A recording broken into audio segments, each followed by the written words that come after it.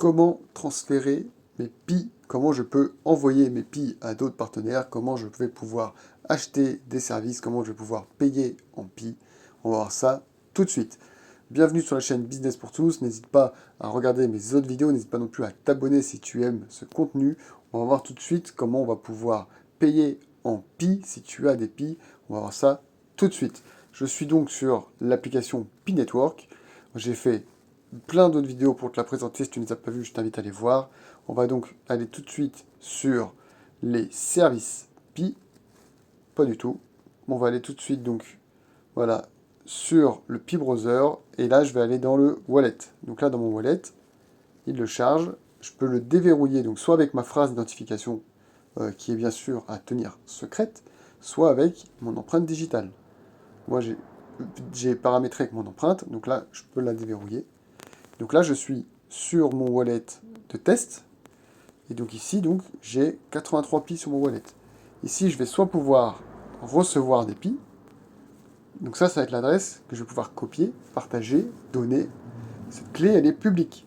Cette clé-là, je vais pouvoir la donner à, je vais dire n'importe qui, je vais pouvoir la donner. Et les personnes qui vont faire l'autre manipulation qu'on va voir après, qui vont qui vont envoyer des pi à cette adresse, et ben moi, je vais les recevoir. Maintenant, si je veux envoyer des pi, et ben ici, je vais mettre du coup la clé publique du destinataire. Je peux mettre un montant, je mets 10 pi. Et après, là, il y a les frais. Les frais que prend du coup le service Pi Network pour l'envoi. Et après, je clique sur envoyer. Et là, ça part. Ici, après, j'ai des... Ah ouais, faut que je... Hop. Ici, du coup, j'ai des réglages. Donc, soit, voilà, je peux le faire avec mon empreinte. Et après, j'ai la phrase. Je peux montrer ma phrase. J'ai évité de le faire en vidéo, bien sûr.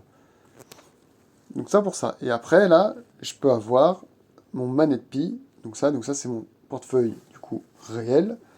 Avec là, ma clé qui va être ici, ça va être ma clé publique. Donc celle-là, si je la copie, je vais la donner, on va pouvoir m'envoyer des pi sur ce portefeuille-là qui du coup est réel. Je vais pouvoir en recevoir, donc sur cette clé publique. Et là, je vais pouvoir en envoyer. Donc si j'en envoie d'ici, par contre, là, c'est des pi réels. Là, je suis sur le vrai portefeuille. Où là, j'ai les 796 donc, qui ont été reçus grâce aux manettes quand ça a été envoyé. Parce que j'avais déjà tout accepté, on l'a déjà vu dans d'autres vidéos. Je t'invite à la voir si tu n'as pas encore fait ton manette ni fait ton KRXC. Et après, du coup, là, j'ai tout le contenu de mon portefeuille et l'historique des transferts qui sont là. Donc voilà, rien de plus compliqué. Ici, tu as Receive donc pour recevoir, donc tu as ta clé, ça va être l'adresse de ton portefeuille. Send pour envoyer, tu rentres l'adresse du destinataire, tu mets ton montant, envoyer, ça part. Terminé. Voilà, je te dis à bientôt, n'hésite pas à t'abonner si tu aimes ce contenu, et on se voit pour une prochaine vidéo.